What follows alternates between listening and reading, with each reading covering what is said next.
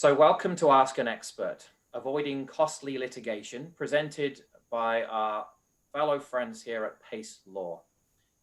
This Ask an Expert series is brought to you by the County of Simcoe, the small business centres of Barrie, Simcoe County, Orillia and South Georgian Bay, the Community Futures Development Corporations of Orillia, Nottawasaga, North Simcoe and South Georgian Bay.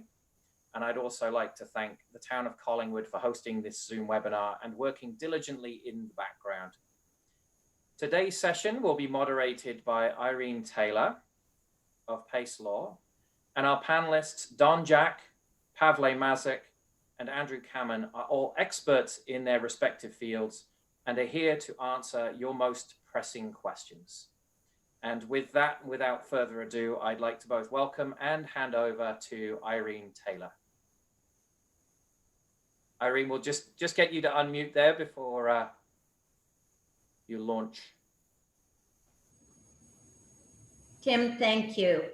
And before we begin, our big thanks to Simcoe County, to Karen Clegg, Jesse McKibben, especially Tim Newton, and everyone who worked on this. Behind the scenes, it takes a lot of work to put these events together. I think that this one is particularly timely. I woke up to the CBC News this morning, and as luck would happen or misfortune, the headlines were focusing on small business owners. I saw small business owners crying. I saw stress etched in their face. These are terrible times with likely more shutdowns and restrictions to come.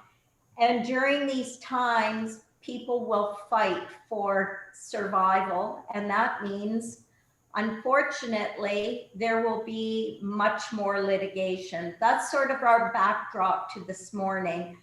We do have three experts with us.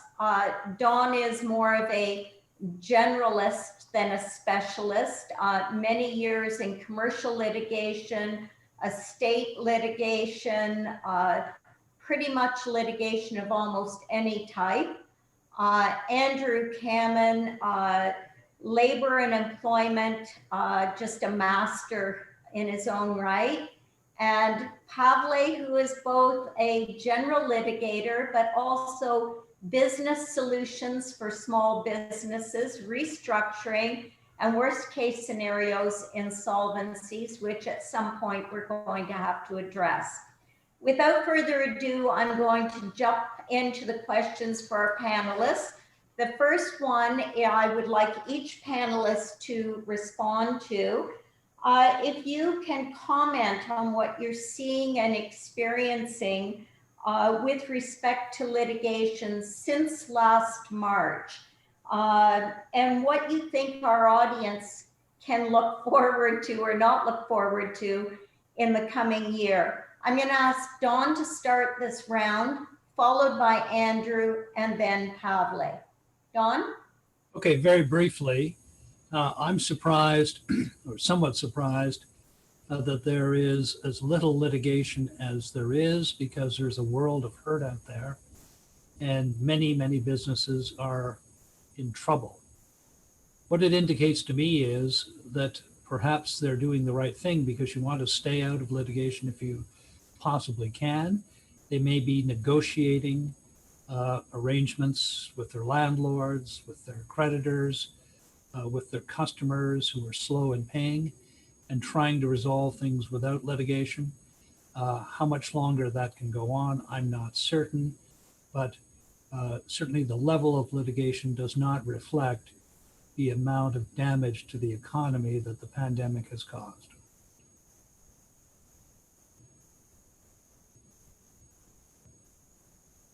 Andrew? Yeah, I'm seeing a variety of things. I'm seeing owners of companies who have planned good human resources and are responding then to the pandemic in good human resources ways. And I'm seeing bad human resource companies responding in a bad way. So I'm getting a little bit of both. I've been doing a lot of consulting companies now have to face the fact that maybe they can't keep their staff.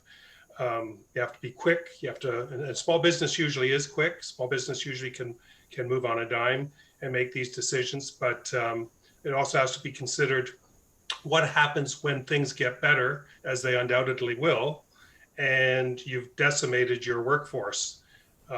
So there's some considerations that have to take place, and what I've seen is most of the owners who think about these things, not just in pandemic terms, but in global terms, they seem to be doing better. Thank you. Pavle? Yeah, what I've seen in my practice is I've seen a very pleasant surprise that creditors are being unusually patient. I think because these problems are so widespread and everybody's having the same, creditors are focusing not just immediate recoveries, but trying to salvage as many of their customers as they can, which is a good thing. Whether or not that will continue into the spring is the big question mark on my mind. One of the things that the government did that has had very, I think, positive and some negative ramifications was the suspension of limitation periods for 6 months. But that means that you're going to see a rash of limitations dates hitting people in April. Any claim that would have been 2 years over the course of 6 months is going to start having its ultimate limitation instead of sort of at the start of this thing up to and including, I believe the date is April, thereabouts. And then you're going to start having to see people make really tough decisions of, do I pursue my rights or walk away?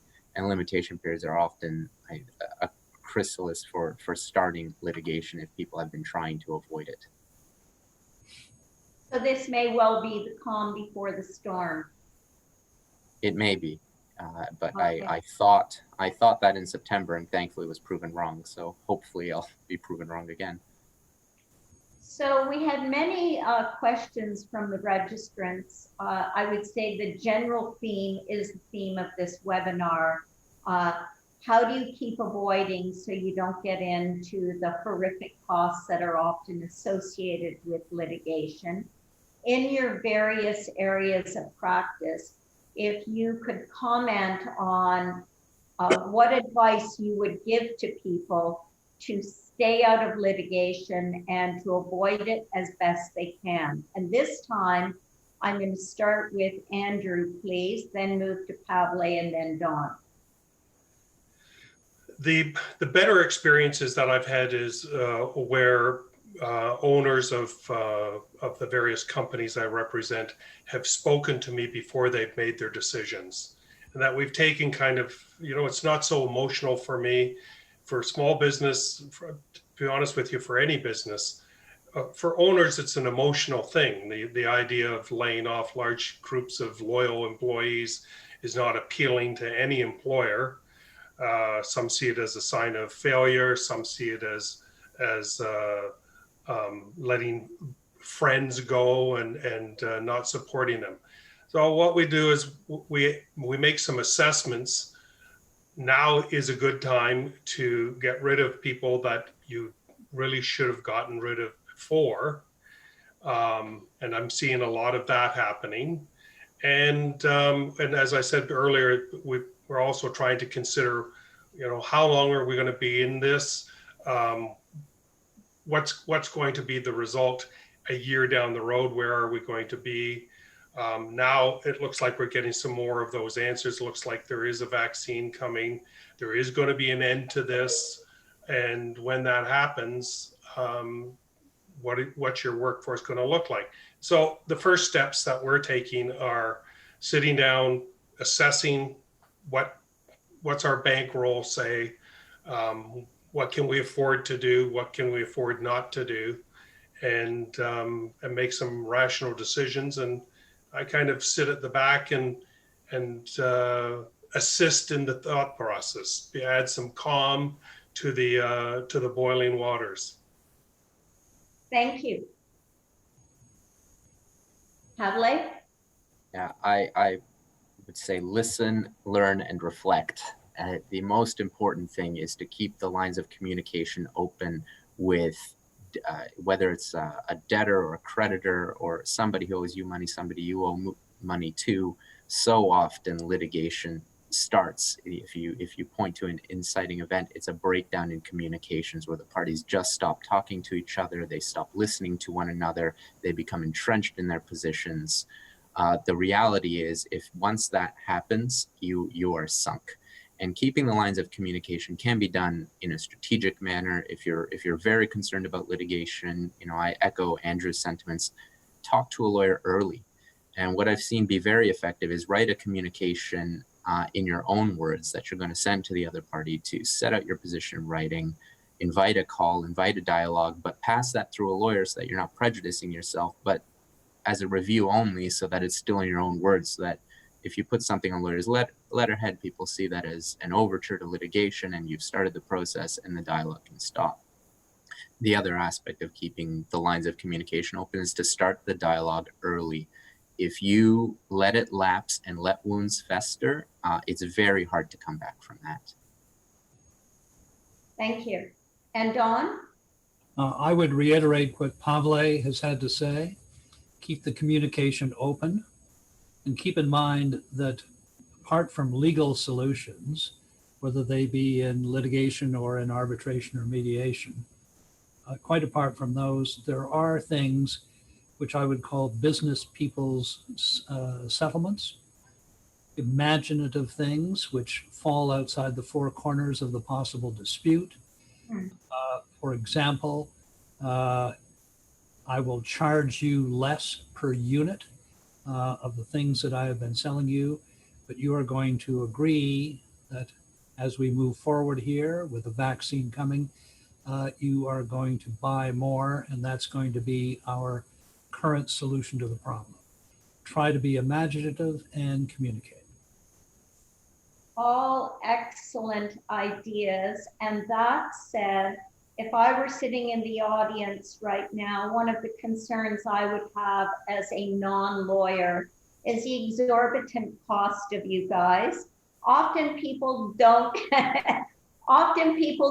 pick up the phone and call a lawyer because they have no idea how much per hour or how much per minute they're going to be paying.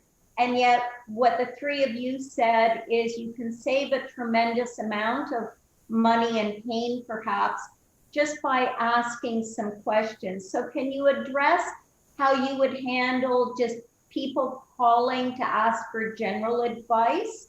Andrew, you had a horrific look on your face, so you go first here.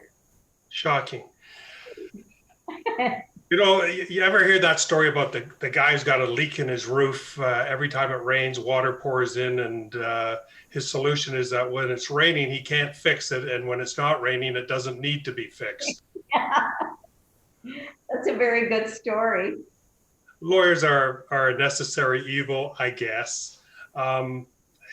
We take what I consider to be a progressive view, and I'm sure that my friends on the panel take the same view.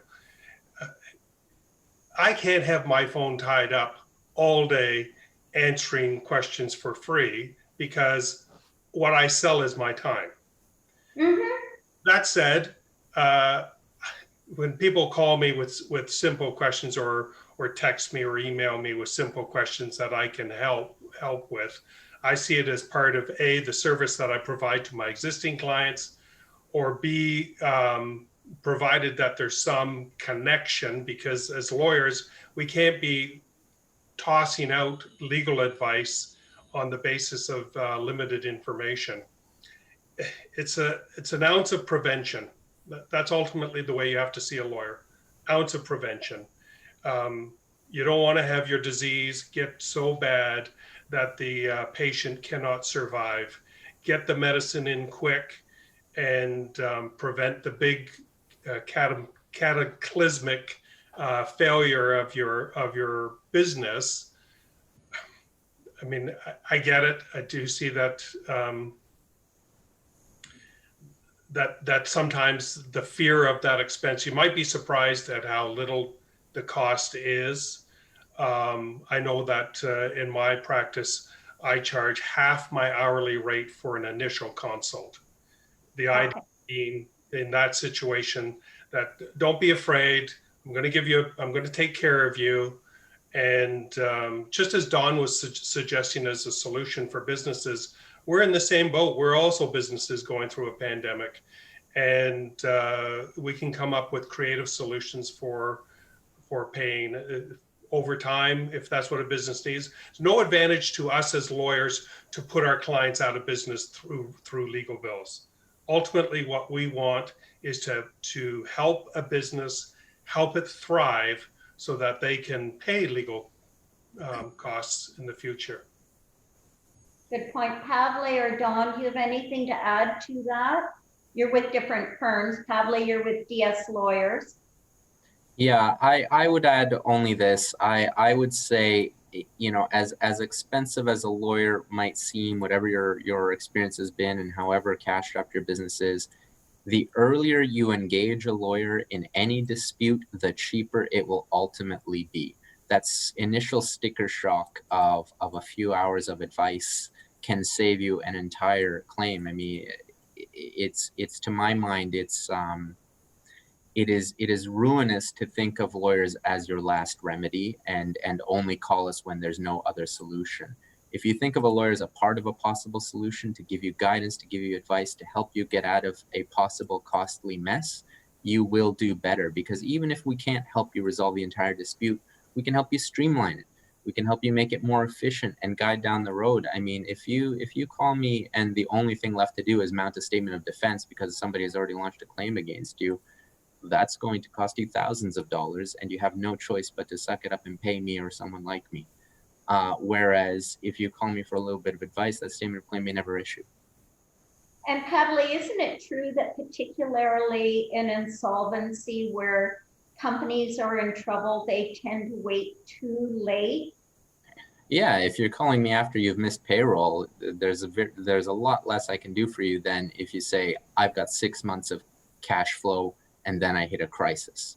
Yeah. Planning is absolutely key, and professional advice, maybe not a lawyer, maybe an accountant, depending on your circumstances, maybe a trustee, is absolutely key. It might not, a lawyer is not a solution for every problem, but professional advice that is outside of the scope of your business is almost certainly part of any solution to a business crisis. Okay, thank you. And Don? Yeah, once again, I agree with what the other panelists have said, and I won't repeat it. So let's assume that the business person has kept the communications open with the opposite party. It would also assist that business person immensely, in my experience, to know what the alternatives are if the discussions are fruitless and a dispute has to be dealt with. Mm-hmm. So get that advice early, and as Andrew pointed out, most lawyers will give that initial advice at a reduced hourly rate in the hope that the client doesn't have to go there, but get the advice. Forewarned is forearmed. Okay, thank you very much. I'm going to move now into specific areas and questions from our audience. And on that note, as you're listening in the audience, if you have further questions, please don't hesitate to send them through. And Tim has graciously agreed to pick them up.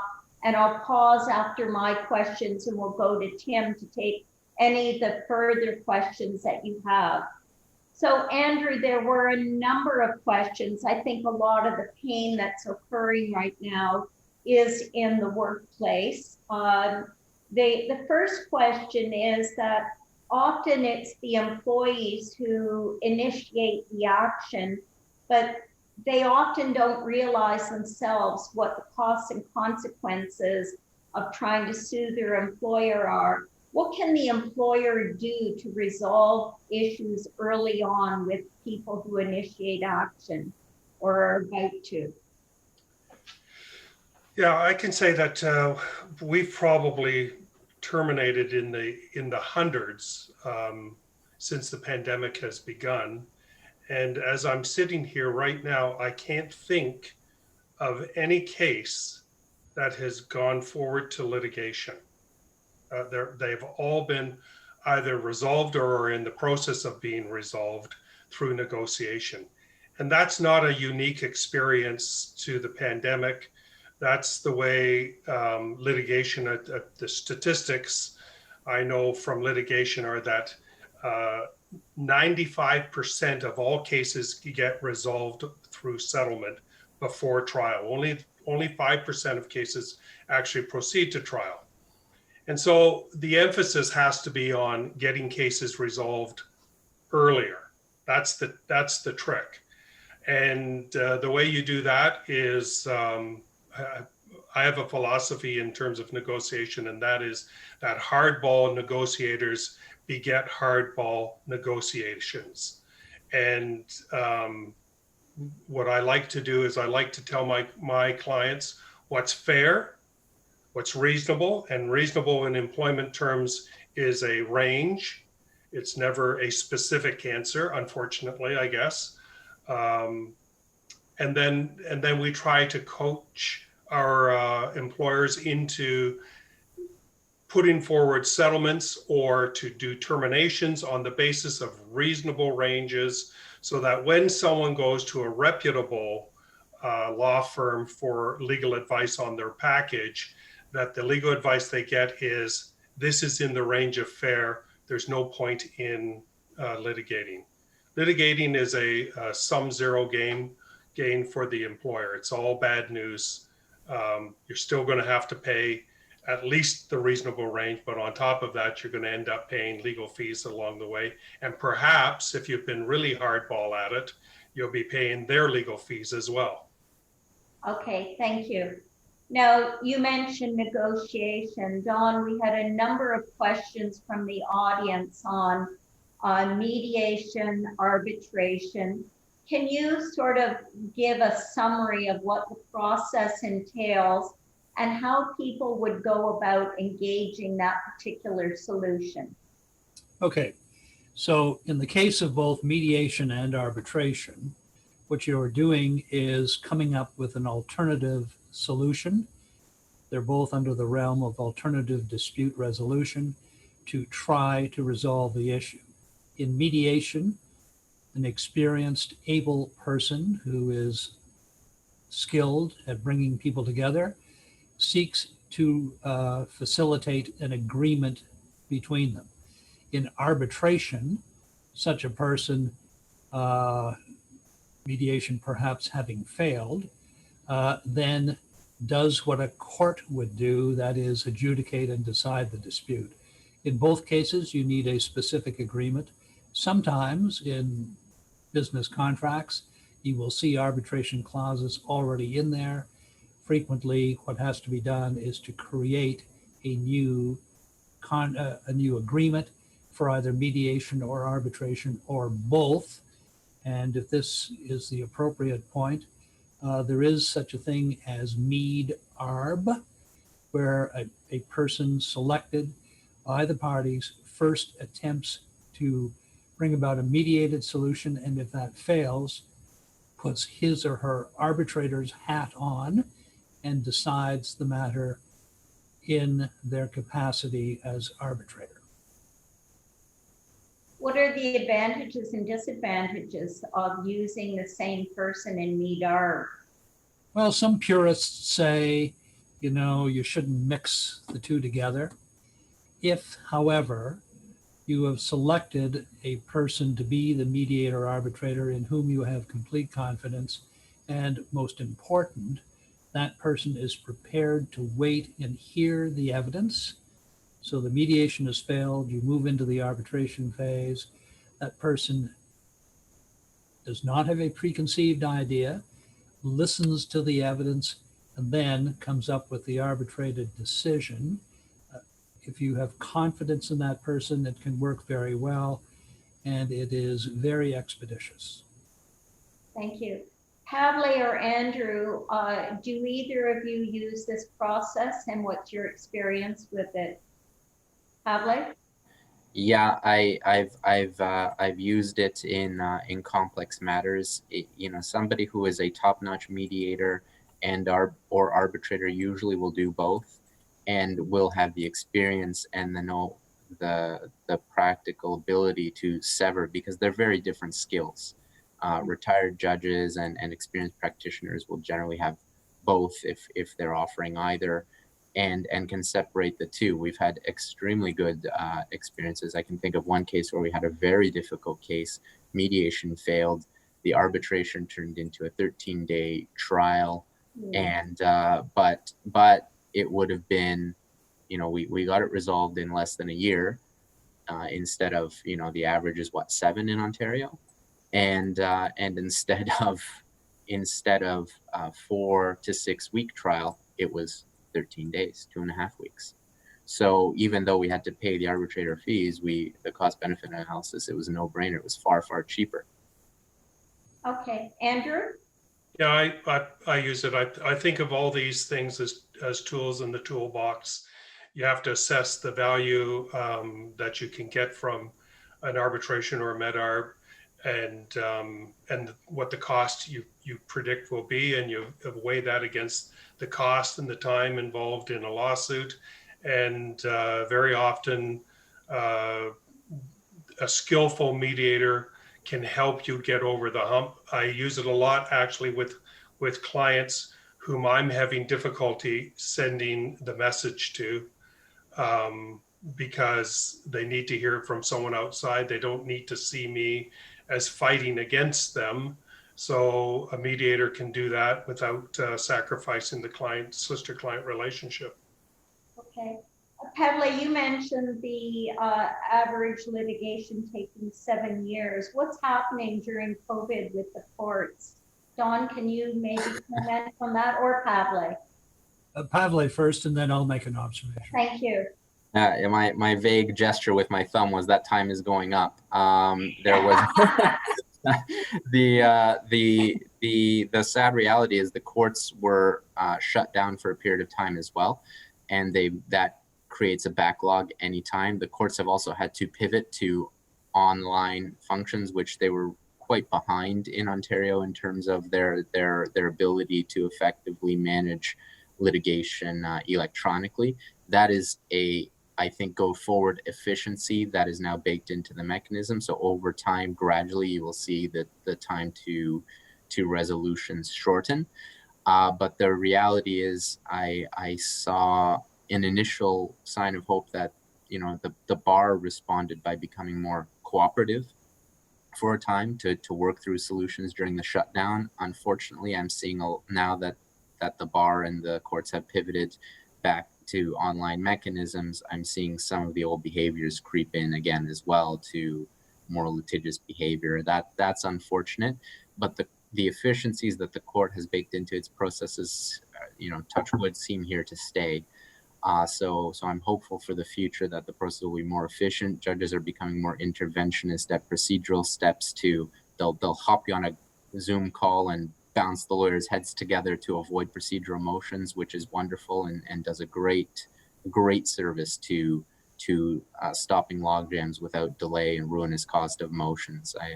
A good case is one that never has a procedural motion, and that's something that I hope will continue. And I would add briefly, if I may, the courts have a terrific backlog. They already had a big backlog, but with COVID-19, they've got a bigger backlog. They are responding with Zoom attendances.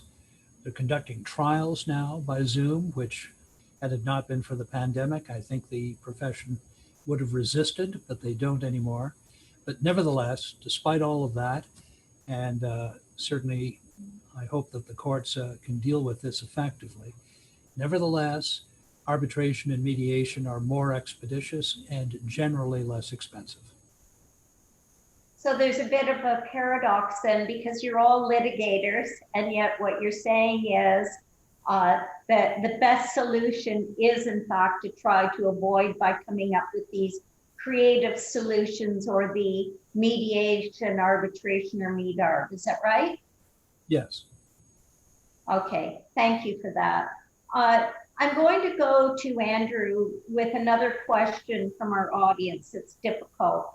Many businesses are having people with little or no notice just call in and say, I'm not coming into work, and using their COVID as the reason. Sometimes it's legitimate, sometimes it's not. But as you can imagine, if you're already an unbelievably stressed out business trying to make a dollar here, it kind of leaves you up the creek with no paddle. What, if any, are the rights, or what steps can the employer take when someone just calls in? Yeah, this is a question actually we've received a lot, and I would put it this way. I don't want somebody coming into my, and I've recently had this where someone in my office has called and said, I've got a fever today. I don't think it's COVID. What do you think I should do? And our response was immediate. Don't come in the office. We can do it. Now, some businesses can't, you know, where you've got manual labor involved, construction industry, things have to get built, people have to be there. But if your construction crew gets taken down with a spread of the pandemic, then you're really up the creek. And so, as difficult as it is, I would say to you, you just gotta err on the side of caution. The law requires it too, but there's another better reason for it. If you demonstrate to your people that the reason, and I've seen this is not just me spouting off pie in the sky, but the employers who demonstrate that they care about their employees will find that they will have fewer employees who take advantage of that situation. It gets back to, and this is non-pandemic related, our philosophy for our management consulting has always been hire slow and fire fast. Hire your people slowly. Make sure you get the right people. Make sure that it's not just that they can do the job, but that they can do the job and show some loyalty to you, some cooperation with other employees. And if they can't, fire them fast when it's not expensive to do that. And over and over again, I see employers with 20-year employees, and they will tell me this employee has been bad for 10 years. Why didn't we get rid of them at the 10-year mark? It's frustrating. And I know how hard it is. It's very, very difficult. I've had to do it myself. I know it's really unpleasant, but maybe that's why you need me, because I'm going to kick your ass and make you do the right thing as much as I possibly can. Okay, thank you. Pavle, can you tell us what Bill 218 is and what the impact will be? Yeah, it's proposed litigation, proposed legislation to stem the tide of COVID litigation. So essentially, I think there was a worry of our already beleaguered court system being cluttered with cases of, I went to a store last Friday and I got COVID, so I'm suing that store for my, lost work and sickness and my dog and the vet bills for my dog. And the essential prospect of this is that it would not only beleaguer courts, but also businesses that are already struggling to have to deal with spurious litigation. And so it's just a hard tool to say, no, we're not, as a society, we're saying we don't want this kind of stuff to make a bad situation worse. And the hope is that the carve-outs in the legislation are narrow enough that people aren't going to use COVID as an excuse to sue each other and make the pandemic economic ramifications even worse than they already are. Okay, thank you. Andrew, a very similar question with respect to Bill 128. What is it? What will the ramifications be? Well, I hope that I've got the right Bill 128, because there are several. But it's just an act, if it's the correct Bill 128, because each parliamentary session has a new Bill 128. We've assumed that the question relates to employment law, and therefore that it's the bill that amends the Workplace Safety and Insurance Act. And what it does essentially is it does not reduce a pension, or it does not allow a pension to reduce someone's entitlement to workplace safety and insurance proceeds. I'm hoping that that's the act that was the subject of the question. Irene's gone now, so I'll take charge. I'm coming back. Oh, I'm going to take charge. Sorry about that. The big chief was here. Okay, so back to Dawn now. Yeah. Dawn, there's a song by Kenny Rogers from The Gambler. You got to know how to hold them, know when to fold them, know when to walk away, know when to run. What advice can you offer to our audience on when cooler heads don't prevail and they're going to be engaged in the process and it's going to cost money? How can they manage the costs, including with their lawyer? Okay, so we're assuming that initial discussions have failed, attempts to set up a mediation or an arbitration have not succeeded, and there's no alternative if you're trying to protect yourself but to go to court. So you're going to have to, the business person is going to have to get as good an estimate as he or she possibly can from the lawyer as to what it's going to cost, and is going to have to come up with a plan in conjunction with the lawyer as to how those costs are going to be paid out over time. So it's financial planning 101. Best not to go there unless there's no alternative. But I take it from your question, all the other alternatives have been exhausted. So you're going to have to hunker down, go through it, and you're going to have a financial plan to pay for it. And you're going to have to work that out with your lawyer, because the lawyer may have to wait a while to get some of the bills paid. And Pavle, that must be a particularly difficult situation with your clients. What do you do, or what advice? It depends on the nature of the dispute. I mean, if ultimately the client is looking to get into litigation and thinks they can weather the storm, something that we can do that we've seen help clients is the costs of litigation are pretty spiky. You know, there's stages in litigation, and you can get a big bill all at once and then radio silence for months. And when a business is financially stressed and managing cash flow, something that can really help is prepare a litigation budget at the very outset, but then spread out the cost to a monthly fee. And that way you build it into your cash flow. You know exactly what you're going to have to pay month to month. You stick to the budget. You revisit it periodically. If we're not using it and don't expect to use it, if the costs have changed, whatever, we can reduce. If it's going up, then we have a talk and either extend the payment period or whatever. But that's something that you can do to help. And it's very easy, if properly managed on both sides, to come up with that sort of accommodation. And similarly, you know, it's in addition to the financial planning, it's also having a litigation plan at the outset. That you don't, the worst thing that you can do is, you know, this joker's out of line, I'm going to sue him without a plan in place. You want to, if you're on the suing end or the receiving end, you start with a plan, not only on the financial side, but also what's your end game of this litigation and how do I get there? And a good counsel will help you do that. Thank you. Andrew?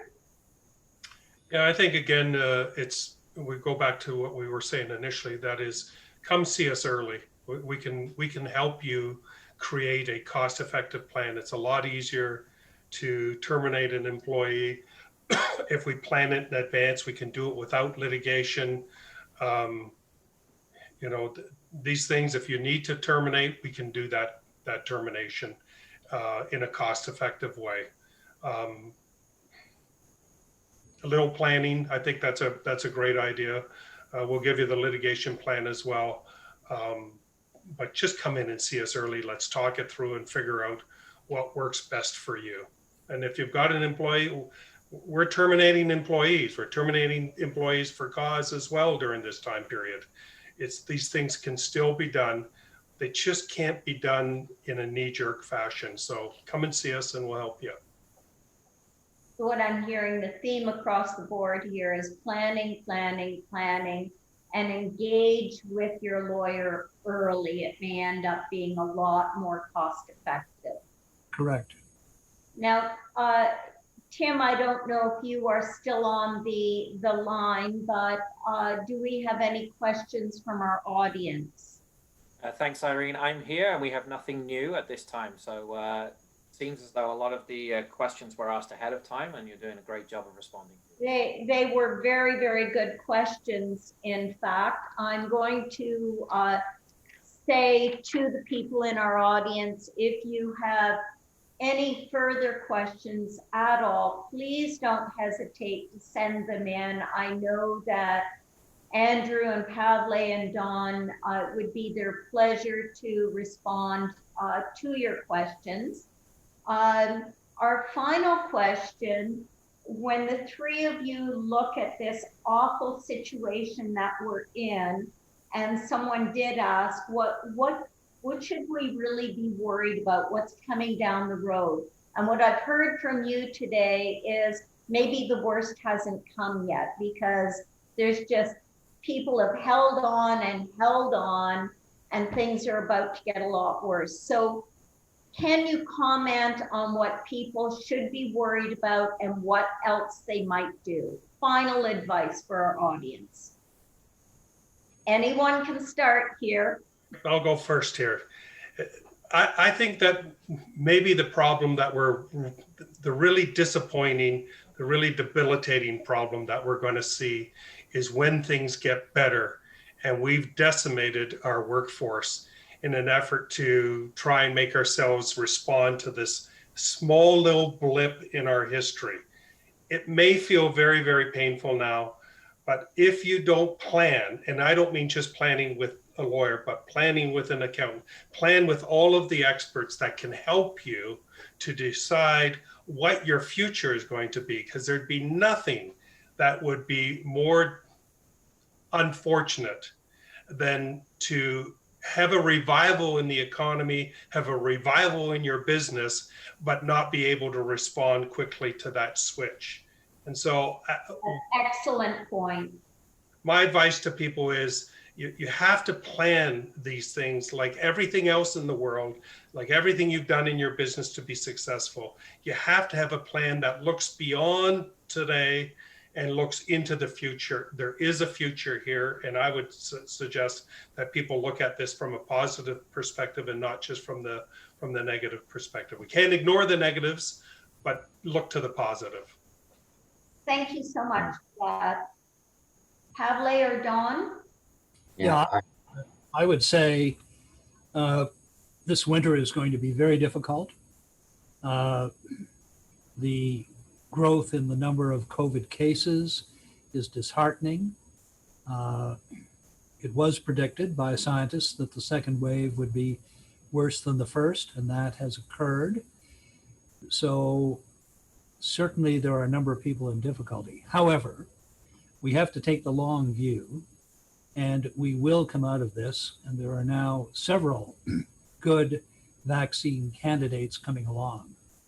When the economy turns, it will turn very quickly in a positive direction.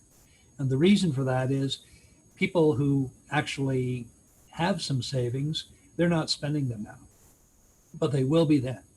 They will need new things around their homes. They will need all the sorts of things that Thank you.